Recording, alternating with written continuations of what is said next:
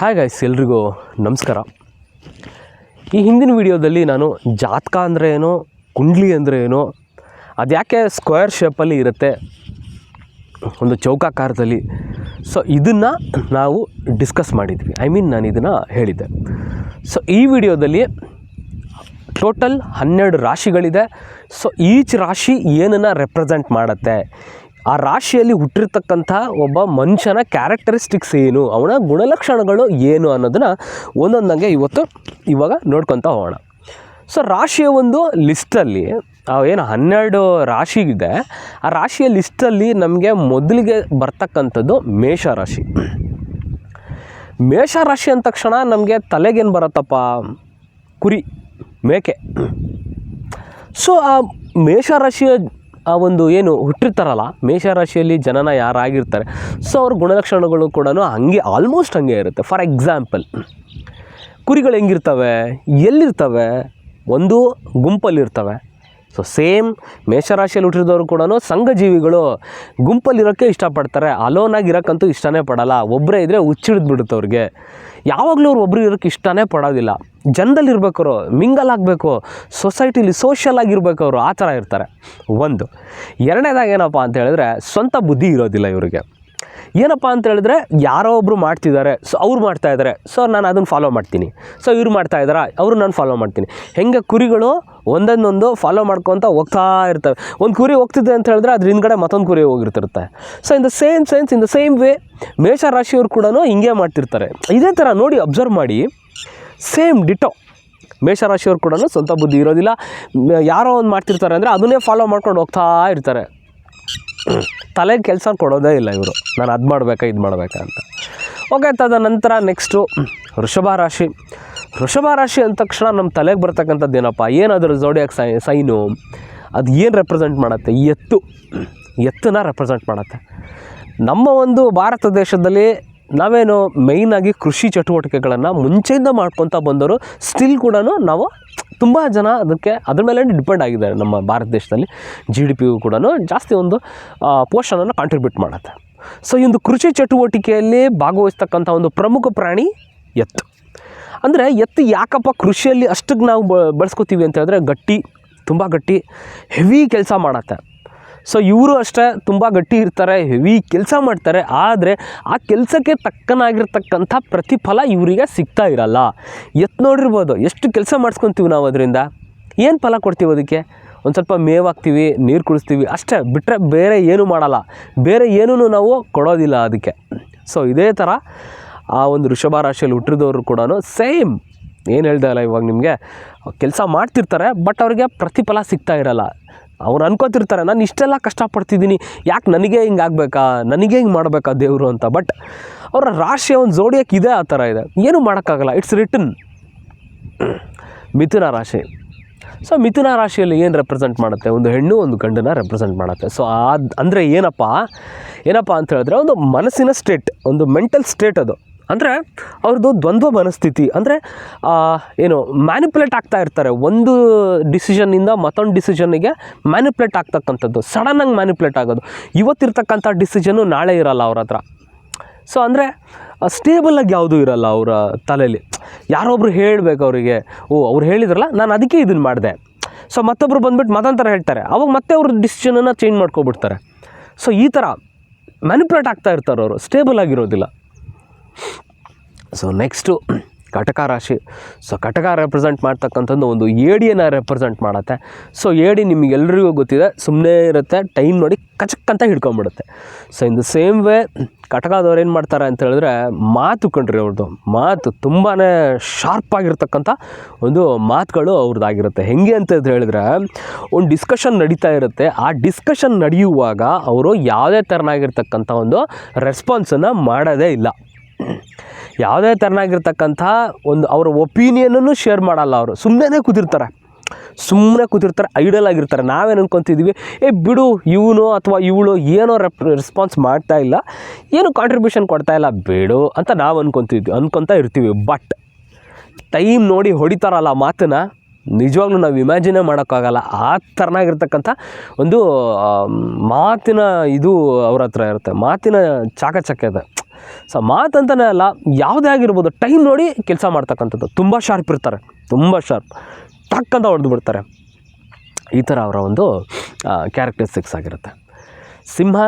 ಸಿಂಹನೂ ಕೂಡ ಅಷ್ಟೇ. ಸಿಂಹ ಅಂದ ತಕ್ಷಣ ನಮ್ಮ ತಲೆಯಲ್ಲಿ ಆಬ್ವಿಯಸ್ಲಿ ಬಂದುಬಿಡುತ್ತೆ ಸಿಂಹದ ಒಂದು ಇದು, ಸಿಂಹ ರಾಶಿ ಸಿಂಹನ ರೆಪ್ರೆಸೆಂಟ್ ಮಾಡುತ್ತೆ. ಸೊ ಇವ್ರದ್ದು ಅಷ್ಟೇ, ಇವ್ರದ್ದು ಸ್ಪೆಷಲ್ ಕ್ಯಾರೆಕ್ಟರಿಸ್ಟಿಕ್ಸ್ ಅಂದರೆ ಲೀಡರ್ಶಿಪ್ ಕಣ್ರಿ.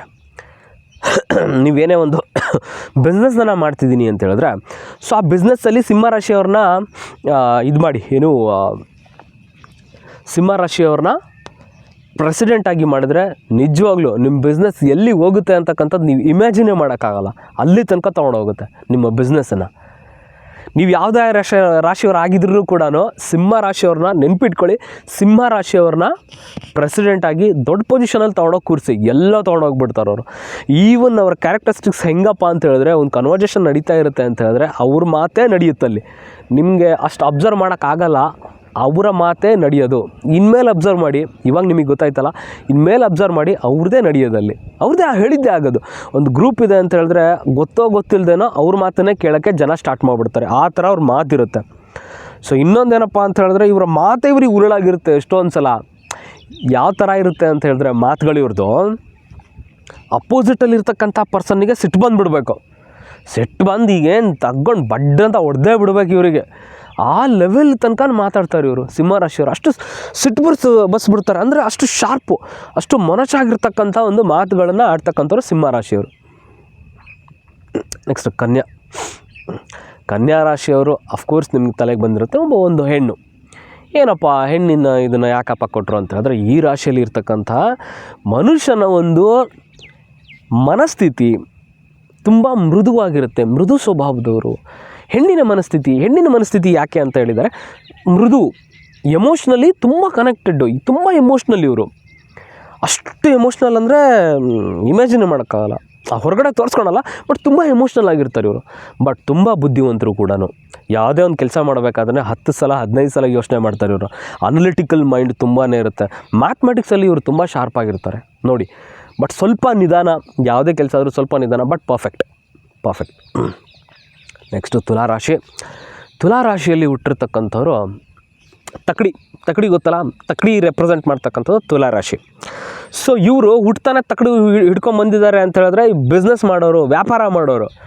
ಇವ್ರು ಹಿಡ್ದಿದ್ದೆಲ್ಲ ವ್ಯಾಪಾರನೇ. ಇಂಥವ್ರನ್ನ ತೊಗೊಂಡೋಗ್ಬಿಟ್ಟು ನಾನು IAS ಆಫೀಸರ್ ಮಾಡ್ತೀನಿ, KS ಆಫೀಸರ್ ಮಾಡ್ತೀನಿ, ಯಾವುದೋ ಒಂದು ಸರ್ಕಾರಿ ಉದ್ಯೋಗದಲ್ಲಿ ತೊಗೊಂಡೋಗಿ ಕೂರಿಸ್ತೀನಿ ಅಂತ ಹೇಳಿದ್ರೆ ದಯವಿಟ್ಟು ಹಂಗೆ ಮಾಡೋಕ್ಕೆ ಹೋಗ್ಬೇಡಿ. ನಿಮ್ಮ ಮಕ್ಕಳು ತುಲಾರಾಶಿಯಲ್ಲಿ ಹುಟ್ಟಿದ್ರೆ ಓದಿಸಿ, ಎಲ್ಲಿ ತನಕ ಓದ್ತಾರೆ ಓದಿಸಿ. Even he might be interesting in PhD, let him do. But ಅಲ್ಟಿಮೇಟಾಗಿ he wanted to do a business. He bound to be as a business man. ಅವ್ನು ಹುಟ್ಟಿರೋದೇ ಬಿಸ್ನೆಸ್ ಮಾಡೋಕ್ಕೋಸ್ಕರ, ಅವ್ನು ಹುಟ್ಟಿರೋದೇ ಬಿಸ್ನೆಸ್ ಫೀಲ್ಡಲ್ಲಿ ಬೆಳೆಯೋದಕ್ಕೋಸ್ಕರ. ಸೊ ಬಿಸ್ನೆಸ್ಸೇ ಮಾಡ್ತಾರೆ ಇವರು ಅಲ್ಟಿಮೇಟಾಗಿ. ಸೊ ಬಿಸ್ನೆಸ್ ಓರಿಯೆಂಟೆಡ್ ಮೈಂಡ್ ಇವ್ರದ್ದು, ತುಲಾರಾಶಿಯವ್ರದ್ದು. ನೆಕ್ಸ್ಟು ಧನಸ್ಸು ರಾಶಿ ಹೇಗಪ್ಪ ಅಂತ ಹೇಳಿದ್ರೆ, ನಿಮಗೆಲ್ಲರಿಗೂ ಗೊತ್ತಿದೆ, ಒಂದು ಬೋ ಆ್ಯಂಡ್ ಆ್ಯರೋ, ಬಿಲ್ಲು ಬಾಣವನ್ನು ಹಿಡ್ತಿರ್ತಕ್ಕಂಥ ಒಬ್ಬ ಮನುಷ್ಯ. ಇವರ ತಲೆಯಲ್ಲಿ ಏನೂ ಇರೋದಿಲ್ಲ ಕಣ್ರಿ. ಬಿಲ್ಲು ಬಾಣ ಏನೋ ಇದೆ, ನಾನು ಈ ಹಿಡ್ಕೊಂಡೋದನ್ನು ಬಿಡಬೇಕಾ, ಕೈಯಲ್ಲಿ ಹಿಡ್ಕೊಬೇಕಾ, ಸಮ್ವೇರ್ ಹಿಂಗೆ ಹಿಡ್ಕೊಂಡಿದ್ದಾನೆ ಅವನು, ಈ ಥರ ಹಿಡ್ಕೊಂಡಿದ್ದಾನೆ ಅಷ್ಟೇ, ಬಿಟ್ಟಿಲ್ಲ ಅದನ್ನು. ಸೊ ಇಲ್ಲಿ ಹಿಡ್ಕೊಂಡಿದ್ದಾನೆ ಎಳೆದ್ಬಿಟ್ಟು, ಅದನ್ನು ಬಿಡಬೇಕಾ, ಹಿಡ್ಕೊಂಡ್ಬಿಡ್ಬೇಕಾ, ಅದನ್ನು ಯಾರು ಹೇಳಬೇಕು, ಬೇರೆಯವ್ರು ಹೇಳಬೇಕು. ಇವರಿಗೂ ಅಷ್ಟೇ, ಇವರು ಮತ್ತು ಕುಂಭರಾಶಿಯವರು ಆಲ್ಮೋಸ್ಟ್ ಸೇಮ್, ಏನೂ ಕೂಡ ಡಿಫ್ರೆನ್ಸ್ ಇಲ್ಲ. ನೆಕ್ಸ್ಟು ಮಕರ ರಾಶಿಯಲ್ಲಿ ಹುಟ್ಟಿರ್ತಕ್ಕಂಥವ್ರು. ಮಕರ ಏನಪ್ಪ ರೆಪ್ರೆಸೆಂಟ್ ಮಾಡುತ್ತೆ, ಮೊಸಳೆನ ರೆಪ್ರೆಸೆಂಟ್ ಮಾಡ್ತಕ್ಕಂಥದ್ದು ಮಕರ. ಸೊ ಮಕರ ಅವರು ಹೆಂಗೆ ಅಂತ ಹೇಳಿದ್ರೆ ಮಂದಾಗಿರ್ತಾರೆ, ಬಟ್ ಇವರು ಅಷ್ಟೇ ರಬಕ್ ಅಂತ ಒಂದೇ ಸಲಕ್ಕೆ ಹಿಡ್ಕೊಂಬಿಡ್ತಾರೆ, ಅಂದರೆ ಕ್ಯಾಚ್ ಮಾಡಿಬಿಡ್ತಾರೆ ಏನೇ ವಿಷಯ ಇದ್ದರು. ಇವರ ಚರ್ಮ ಸ್ವಲ್ಪ ಗಟ್ಟಿಯಾಗಿರುತ್ತೆ, ಸ್ವಲ್ಪ ಸ್ಕಿನ್ ಗಟ್ಟಿಯಾಗಿರುತ್ತೆ, ದಪ್ಪ ಗಟ್ಟಿ ಎಲ್ಲ ದಪ್ಪ ಬರುತ್ತೆ ಇವ್ರ ಸ್ಕಿನ್ನು. ಸೊ ಇವರಿಗೆ ಆಲ್ಮೋಸ್ಟ್ ಈ ಡಿಫೆನ್ಸ್ ಸೆಕ್ಟರಲ್ಲಿ, ಫಾರ್ ಎಕ್ಸಾಂಪಲ್ ನೇವಿ, ಏರ್ಫೋರ್ಸ್ ಮತ್ತು ಪೊಲೀಸ್, ಕಾಪ್ಸ್ ಏನಿದ್ದಾವೆ, ಡಿಫೆನ್ಸ್ ಸೆಕ್ಟರ್ ಏನಿದೆ ನಮ್ಮ ಭಾರತ ದೇಶದಲ್ಲಿ, ಸೊ ಈ ಒಂದು ಸೆಕ್ಟರಲ್ಲಿ ತುಂಬ ಒಂದು ಯಶಸ್ಸನ್ನು ಕಾಣ್ಬೋದು ಇವರು. ಇನ್ನು ಕುಂಭರಾಶಿಯಲ್ಲಿ ಏನಪ್ಪ ಅಂತ ಹೇಳಿದ್ರೆ ಕುಂಭರಾಶಿಯಲ್ಲಿ ರೆಪ್ರೆಸೆಂಟ್ ಮಾಡ್ತಕ್ಕಂಥದ್ದು ಒಂದು ಮಡಿಕೆ, ಒಬ್ಬ ಮನುಷ್ಯ ಇಟ್ಕೊಂಡಿರ್ತಕ್ಕಂಥ ಮಡಿಕೆ. ಆ ಮಡಿಕೆಯಲ್ಲಿ ಏನಿದೆ ಅಂತ ಯಾರಿಗೂ ಗೊತ್ತಿಲ್ಲ. ಅಂದರೆ ಮಡಿಕೆ ರೆಪ್ರೆಸೆಂಟ್ಸ್ ತಲೆ ಏನಪ್ಪ, ಅವನ ತಲೆಯಲ್ಲಿ ಆ ರಾಶಿಯವರ ತಲೆಯಲ್ಲಿ, ಕುಂಭರಾಶಿಯವರ ತಲೆಯಲ್ಲಿ ಏನಿದೆ ಅಂತ ಯಾರಿಗೂ ಗೊತ್ತಿಲ್ಲ. ಅವ್ನು ಏನು ಯೋಚನೆ ಮಾಡ್ತಾನೋ ಗೊತ್ತಿಲ್ಲ. ನಾವೇನೋ ಹೇಳ್ತಿದ್ರೆ ಮತ್ತಿನ್ನೇನೋ ಯೋಚನೆ ಮಾಡ್ತಾ ಇರ್ತಾನೋ ಅವನು. ಸೊ ಯಾರಾದರೂ ಬೇರೆಯವ್ರು ಮೋಟಿವೇಟ್ ಮಾಡಬೇಕು ಅವನಿಗೆ. ಅವನಾಗೇನೆ ಯಾವುದೂ ಏನೂ ಕೆಲಸ ಮಾಡಲ್ಲ. ಅವರಮ್ಮ ತಿಂಡಿ ತಿನ್ನೋಕ್ಕೆ ಹೇಳ್ಬೇಕಂದ್ರೂ ಅವರಮ್ಮನೇ ಹೇಳಬೇಕು, ಬಾರೋ ಮಗನೇ ತಿನ್ನೋ, ಈ ಥರ ಪುಷ್ ಮಾಡಬೇಕು. ಏನಾದರೂ ಒಂದು ಹೊಸ ಕೆಲಸ ಮಾಡಬೇಕು ಅಂತ ಹೇಳಿದ್ರು ಯಾರಾದರೂ ಒಬ್ಬರು ಪುಷ್ ಮಾಡಬೇಕು, ಸ್ವಂತವಾಗಿ ಅವ್ನು ಮಾಡೋದಿಲ್ಲ. ಯಾವಾಗಲೂ ಅಷ್ಟೇ ಕುಂಭ. ನೋಡಿ, ಯೋಚನೆ ಮಾಡಿ ನೀವು ಕೂಡ ನೋಡಿ. ಅಂದರೆ ಸೂಕ್ಷ್ಮವಾಗಿ ಯಾವಾಗ ನಾವು ಒಂದನ್ನು ಪ್ರತಿಯೊಂದನ್ನು ನೋಡ್ತಾ ಹೋಗ್ತೀವೋ, ಪ್ರತಿಯೊಬ್ಬರನ್ನೂ ನೋಡ್ತಾ ಹೋಗ್ತೀವೋ, ನಮ್ಮ ಜೀವನವನ್ನು ನಾವು ಯಾವಾಗ ಸೂಕ್ಷ್ಮವಾಗಿ ಅಬ್ಸರ್ವ್ ಮಾಡ್ತೀವೋ ಆವಾಗ ಮಾತ್ರ ನಮಗೆ ಅದು ಗೊತ್ತಾಗೋಕ್ಕೆ ಸಾಧ್ಯ. ಇಲ್ಲ ಅಂದರೆ ಅದು ನಮಗೆ ಗೊತ್ತಾಗಲ್ಲ, ನಮ್ಮ ಅನುಭವಕ್ಕೆ ಕೂಡ ಬರಲ್ಲ. ಯಾವಾಗಲೂ ನಾವೇನಕ್ಕೆ ಹೇಳೋಕ್ಕೆ ಸ್ಟಾರ್ಟ್ ಮಾಡ್ತೀವಿ, ಇದೊಂದು ಮೂಢನಂಬಿಕೆ, it's just a myth, just you are blindly imagining, ಈ ಥರ ನಾವು ಹೇಳೋಕ್ಕೆ ಸ್ಟಾರ್ಟ್ ಮಾಡ್ತೀವಿ. ದಯವಿಟ್ಟು ನಾವೇ ಇದನ್ನು ನಂಬಲ್ಲ, ಇದನ್ನು ನಾವೇ ಬೆಳೆಸಲ್ಲ ಅಂದರೆ ಇನ್ಯಾರು ನಂಬ್ತಾರೆ, ಇನ್ಯಾರು ಬೆಳೆಸ್ತಾರೆ ಇದನ್ನು? ಹೀಗಾಗ್ದಲೇ ಎಲ್ಲ ನಶಿಸಿ ಹೋಗ್ತಾ ಇರೋದು ನಮ್ಮ ಕಲ್ಚರ್ ಆಗಿರ್ಬೋದು. ಎಲ್ಲನೂ ಕೂಡ ವೆಸ್ಟರ್ನೈಜೇಷನ್ ಅನ್ಕೊತಾ ಹೋಗಿ ನಾವು ಅವ್ರ ಕಡೆ ಹೋಗ್ತಾ ಇದ್ದೀವಿ. ಅನ್ಫಾರ್ಚುನೇಟ್ಲಿ ಅವ್ರು ನಮ್ಮ ಕಡೆ ಬರ್ತಾ ಇದ್ದಾರೆ. ಅವರೇ ಬಂದ್ಬಿಟ್ಟು ವೇದಿಕ್ ಆಸ್ಟ್ರಾಲಜಿನ ಅವ್ರು ಕಲಿತಾ ಇದ್ದಾರೆ. ನಮ್ಮದು ಜನಕ್ಕೇನೆ ಇಂಟ್ರೆಸ್ಟ್ ಇಲ್ಲ. ಫಸ್ಟ್ ಆಫ್ ಆಲ್ ಇಂಟ್ರೆಸ್ಟ್ ಇಲ್ಲ, ಇಂಟ್ರೆಸ್ಟ್ ದೂರದ ಮಾತು ನಂಬಿಕೆನೇ ಇಲ್ಲ. ಇನ್ನೆಲ್ಲಿಂದ ಇಂಟ್ರೆಸ್ಟ್ ಬರುತ್ತೆ? ಸೊ ಓಕೆ ಫೈನ್, ಅದಿರಲಿ ಒಂದು ಕಡೆ. ಸೊ ನೆಕ್ಸ್ಟು ಲಾಸ್ಟ್ ಝೋಡಿಯಾಕ್ ಮೀನ. ಸೊ ಮೀನ ರಾಶಿಯವ್ರು ಹೇಗಪ್ಪ ಅಂತ ಹೇಳಿದ್ರೆ ಇಲ್ಲಿ ಶುಕ್ರಾಧಿಪತಿ ಆಗ್ತಾನೆ. ಯಾವಾಗಲೂ ನಾವೊಂದು ಝೋಡಿಯಾಕ್ ಇದನ್ನು ನಾವು ಅನಾಲಿಸಿಸ್ ಮಾಡ್ತಿದ್ದೀವಿ ಅಂತ ಹೇಳಿದ್ರೆ ಆ ಒಂದು ಪರ್ಟಿಕ್ಯುಲರ್ ಝೋಡಿಯಾಕ್ನ ಒಂದು ಅಧಿಪತಿ ಯಾರಿರ್ತಾರೆ, ಸೊ ಅದನ್ನು ಕನ್ಸಿಡರ್ ಮಾಡಬೇಕಾಗತ್ತೆ. ಶುಕ್ರ ಹೆಂಗೆಯಪ್ಪ ಅಂತ ಹೇಳಿದ್ರೆ ಮೀನ ರಾಶಿಯವರು ಮೇಯ್ನ್ಲಿ ಹೆಂಗಪ್ಪ ಅಂತ ಹೇಳಿದ್ರೆ ತುಂಬ ಲಕ್ಸುರಿಯಸ್ ಆಗಿ ಇರೋದಕ್ಕೆ ಇಷ್ಟಪಡ್ತಾರೆ. ಫಾರ್ ಎಕ್ಸಾಂಪಲ್, ಫಿನಾನ್ಷಿಯಲಿ ಅಷ್ಟಕ್ಕಷ್ಟೇ ಇರ್ತಕ್ಕಂಥ ಒಬ್ಬ ಫ್ಯಾಮಿಲಿಗೆ ಬಿಲಾಂಗ್ ಆಗಿರ್ತಕ್ಕಂಥ ಅವನೋ ಅವಳೋ, ಅವ್ರಿಗೆ ಏನಪ್ಪ ಇರುತ್ತೆ ಅಂತ ಹೇಳಿದ್ರೆ, ನಾನು ಆ ಥರ ಇರಬೇಕು, ನಾನು ಈ ಥರ ಇರಬೇಕು, ನಾನು ಬ್ರ್ಯಾಂಡೆಡ್ ಬಟ್ಟೆ ಹಾಕಬೇಕು, ಬ್ರ್ಯಾಂಡೆಡ್ ಶೂಸ್ ಹಾಕಬೇಕು, ನಾನು 3 ಸ್ಟಾರ್ ಹೋಟೆಲಲ್ಲೇ ಅಟ್ಲೀಸ್ಟ್ ನಾನು ಹೋಟೆಲಲ್ಲೇ ತಿನ್ನಬೇಕು, ರೋಡ್ ಸೈಡ್ ಫುಡ್ಡನ್ನು ನಾನು ಪ್ರಿಫರ್ ಮಾಡಲ್ಲ, ನನಗೆ ಮಿನರಲ್ ವಾಟರೇ ಆಗಬೇಕು, ನಾನು ಈ tap water, direct tap water ಆಗಿರ್ಬೋದು, ಅಥವಾ ಈ ಹೋಟೆಲ್ಗಳಲ್ಲೆಲ್ಲ ಜಗ್ಗಲ್ಲಿ ಇಟ್ಟಿರ್ತಾರೆ ಅಂಥ ನೀರಾಗಿರ್ಬೋದು, ನಾನು ಅಂಥದ್ದು ಕುಡಿಯಲ್ಲ. ತುಂಬ ಸೊಫೆಸ್ಟಿಕೇಟೆಡ್ ಲೈಫ್ ಅವ್ರದ್ದು, ಸೊಫೆಸ್ಟಿಕೇಟೆಡಾಗಿ ಇರೋದಕ್ಕೆ ಇಷ್ಟಪಡ್ತಾರೆ. ನಾನು ಹಂಗೇ ಇರಬೇಕು, ಈ ಥರನೇ ಇರಬೇಕು, ನಾನು ಆರ್ಗನೈಸ್ಡಪ್ಪ, ನಾನು ಇದೇ ಥರ ಇರೋದು, ನಾನು ಚೇಂಜ್ ಆಗಲ್ಲ, ಈ ಥರ ಅವರ ಒಂದು ಮನಸ್ಥಿತಿ ಯಾವಾಗಲೂ. ಸೊ ಲಕ್ಸುರಿಯಸ್ ಆಗಿರಬೇಕು ಈ ಥರ ಅವರು. ಸೊ ಇವರು ನೋಡೋದಕ್ಕೆ ತುಂಬಾ ಚೆನ್ನಾಗಿರ್ತಾರೆ. ಮೀನ ರಾಶಿಯವರು ಮತ್ತು ಮಿಥುನ ರಾಶಿಯವರು ನೋಡೋದಕ್ಕೆ ಮಾರ್ವಲಸ್, ಎಕ್ಸ್ಟ್ರೀಮ್ ಬ್ಯೂಟಿಫುಲ್, ತುಂಬಾ ಚೆನ್ನಾಗಿರ್ತಾರೆ. ಎಲ್ಲೋ ಒಂದು ಕಡೆ ಇವರ ಬ್ಯೂಟಿನೇ ಇವರಿಗೆ ಏನೋ ಒಂದು ನೆಗೆಟಿವ್ ಪಾಯಿಂಟ್ ಅಂತ ಹೇಳ್ಬೋದು. ಯಾಕಂತ ಹೇಳಿದರೆ ಈ ಲವ್ ಅಫೇರ್ಸ್ ಎಲ್ಲ ಅಂಥವೆಲ್ಲ ಜಾಸ್ತಿ ಆಗ್ತಕ್ಕಂಥದ್ದು ಇವ್ರ ಜೊತೆ, ಯಾರು ಮೀನ ರಾಶಿ ಮತ್ತು ಮಿಥುನ ರಾಶಿಯವ್ರ ಜೊತೆ. ಯಾಕಂದರೆ ಆಬ್ವಿಯಸ್ಲಿ ಒಂದು ಚೆನ್ನಾಗಿರೋ ಆಬ್ಜೆಕ್ಟ್ ಏನೇ ಇದ್ರೂ ಕೂಡ ಹ್ಯೂಮನ್ ಟೆಂಡೆನ್ಸಿ ಇಷ್ಟ ಆಗೇ ಆಗುತ್ತೆ ಒಬ್ಬ ಮನುಷ್ಯಂಗೆ. ಸೊ ಆ ಇಷ್ಟ ಮತ್ತೊಂದು ಥರ ಕನ್ವರ್ಟ್ ಆಗುತ್ತೆ. ಸೊ ಇವ್ರ ಜೊತೆನೂ ಕೂಡ ಹಾಗೇ. ಐ ಹೋಪ್ ಗೈಸ್ ಇದು ಆ್ಯಕ್ಚುಲಿ ನಾನು ತುಂಬ ಶಾರ್ಟಾಗಿ ಹೇಳಿದ್ದೀನಿ.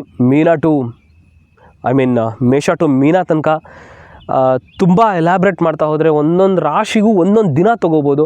ಹಾಗೆ ನಾನೇನು ಇವತ್ತು ರಾಶಿ ಬಗ್ಗೆ ಹೇಳಿದೆ, ಹಾಗೆಯೇ ಲಗ್ನ ಅಂತ ಹೇಳ್ತೀವಿ ನಾವು, ಅಸೆಂಡೆಂಟ್ ಅಂತ ಹೇಳ್ತೀವಿ. ಒಂದು ಮಗು ಪರ್ಟಿಕ್ಯುಲರ್ ಲಗ್ನದಲ್ಲಿ ಹುಟ್ಟಿದೆ ಅಂದರೆ ಕನ್ಯಾ ಲಗ್ನದಲ್ಲಿ ಹುಟ್ಟಿದೆ, ಕಟಕ ಲಗ್ನದಲ್ಲಿ ಹುಟ್ಟಿದೆ ಇವಾಗ. ಸೊ ಇವಾಗ ನಡೀತಿರೋದು ಮೀನ ಲಗ್ನ ನಡೀತಿದೆ. ಸೊ ಇದೆಲ್ಲ ಏನು? ಸೊ ಇದೆಲ್ಲ ನಥಿಂಗ್ ಬಟ್ ಆ ಒಂದು ರಾಶಿಯ ಅಧಿಪತಿಯ ಏನು ಕ್ಯಾರೆಕ್ಟರಿಸ್ಟಿಕ್ಸ್ ಇರುತ್ತಲ್ಲ ಅದನ್ನೇ ರೆಪ್ರೆಸೆಂಟ್ ಮಾಡ್ತಕ್ಕಂಥದ್ದು. ಸೊ ನಾನು ಇವಾಗ ಏನು ಹೇಳಿದೆ, ಲಗ್ನಕ್ಕೂ ಇದೇನೆ, ರಾಶಿಯ ಒಂದು ಕ್ಯಾರೆಕ್ಟರಿಸ್ಟಿಕ್ಸು ಇದೆ, ಅವರ ಲಗ್ನದ ಕ್ಯಾರೆಕ್ಟರಿಸ್ಟಿಕ್ಸು ಅದೇ. ಲಗ್ನ ಅಂತ ಹೇಳಿದ್ರೆ ಮೆಂಟ್ಯಾಲಿಟಿ. ನಾನು ಮುಂದೆ ಹೇಳ್ತೀನಿ ಅದು ಏನಂತ, ಮುಂದಿನ ವೀಡಿಯೋದಲ್ಲಿ ಸಾಧ್ಯ ಆದರೆ ಅದರ ಮೇಲೆ ಒಂದು ವಿಡಿಯೋ ಮಾಡ್ತೀನಿ. ಲಗ್ನ ಫಸ್ಟ್ ಹೌಸ್ ನಮ್ಗೆ ಏನು ರೆಪ್ರೆಸೆಂಟ್ ಮಾಡುತ್ತೆ? ನಮ್ಮ ತನು, ಮನ, ಅಂದರೆ ನಾವು ಕ್ಯಾರೆಕ್ಟರಿಸ್ಟಿಕ್ಸು, ನಮ್ಮ ಮನಸ್ಸು ಹೆಂಗಿದೆ, ನಮ್ಮ ತಲೆ ಹೆಂಗಿದೆ, ನಾನು ನೋಡೋದಕ್ಕೆ ಹೆಂಗಿದ್ದೀನಿ, ತಲೆ ಮೇಲೆ ಕೂದಲಿದೆಯಾ, ಕೂದಲಿಲ್ವಾ, ಒಂದು ಮುಗ್ದು ಅಗಲ ಇದೆಯಾ, ದಪ್ಪಗಿದೆಯಾ, ಚೂಪಾಗಿದೆಯಾ, ಹೈಟ್ ಆಗಿದ್ದಾನ, ಶಾರ್ಟ್ ಆಗಿದ್ದಾನ, ನೋಡೋಕ್ಕೆ ಬೆಳ್ಳಗಿದ್ದಾನ, ಕಪ್ಪಗಿದ್ದಾನ, ಕೂದಲು ಮುಂದೆ ಹೋಗ್ಬಿಡುತ್ತಾ, ಕೂದಲು ಪರ್ಮನೆಂಟ್ ಆಗಿರುತ್ತಾ, ನೋಡೋಕ್ಕೆ ಹೆಂಗಿದ್ದಾನೆ, ಮಾರ್ವಲಸ್ಸಾ, ಯಾವ ಥರ. ಸೊ ಅದನ್ನೆಲ್ಲ ನಮಗೆ ರೆಪ್ರೆಸೆಂಟ್ ಮಾಡ್ತಕ್ಕಂಥದ್ದು ಲಗ್ನ. ಅಂದರೆ ಎಕ್ಸ್ಟರ್ನಲ್ ಅಪಿಯರೆನ್ಸ್, ಫಿಸಿಕಲ್ ಅಪಿಯರೆನ್ಸ್ ನೋಡೋಕ್ಕೆ ಹೆಂಗಿದ್ದಾನೆ ಅನ್ನೋದನ್ನು ಹೇಳ್ತಕ್ಕಂಥದ್ದು ಲಗ್ನ. ಸೊ ಅದನ್ನು ಕೂಡ ಇದೆ. ಅದಕ್ಕೆ ಹೇಳಿದ್ದು ನಾನು ಒಂದೊಂದು ರಾಶಿಯನ್ನು ತೊಗೊಂಡ್ರೆ ಇಡೀ ಎಂಟೈರ್ ದಿನವೇ ಆಗಿಬಿಡುತ್ತೆ. ಸೊ ಇದು ಶಾರ್ಟ್ ಫಾರ್ಮಲ್ಲಿ ಹೇಳಿರ್ತಕ್ಕಂಥದ್ದು. ಐ ಹೋಪ್ ಗೈಸ್ ವಿಡಿಯೋ ಇಷ್ಟ ಆಯಿತು ಅಂದ್ಕೋತೀನಿ. ಇಷ್ಟ ಆದರೆ ಒಂದೇ ಒಂದು ಲೈಕನ್ನು ಕೊಡಿ. ಹಾಗೆಯೇ ನನ್ನ ಚಾನಲ್ನ ಸಬ್ಸ್ಕ್ರೈಬ್ ಮಾಡ್ಕೊಂಡಿಲ್ಲ ಅಂದರೆ ಸಬ್ಸ್ಕ್ರೈಬ್ ಮಾಡ್ಕೊಳ್ಳಿ ಗೈಸ್. Thank you.